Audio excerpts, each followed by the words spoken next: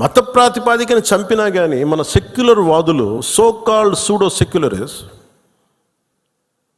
వాళ్ళు ఏం మాట్లాడుతున్నారు? మతం అడిగి చంపలేదంటారు.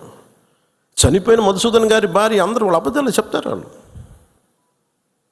పాకిస్తాన్ని ప్రేమిస్తూ ఉంటారు. వీళ్ళందరూ ఇక్కడ భారతదేశంలో కూర్చొని మీరు పాకిస్తాన్ని ప్రేమిస్తుంటారు. మొన్న కొంతమంది నాయకులు డిబేట్లో మాట్లాడుతుంటే చూస్తున్నాను. మీరు పాకిస్తాన్ అంత ప్రేమిస్తే దయచేసి పాకిస్తాన్కి వెళ్ళిపోండి, ఇక్కడ ఎందుకు? పాకిస్తాన్ మీద మీకు అంత ప్రేమే ఉంటే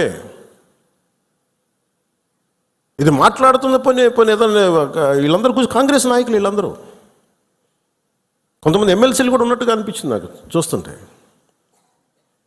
ముఖ్యంగా సౌత్ నుంచి ఉన్నారు కొంతమంది సీనియర్ కాంగ్రెస్ నాయకులు. కాంగ్రెస్లోనే విభేదం ఉంది.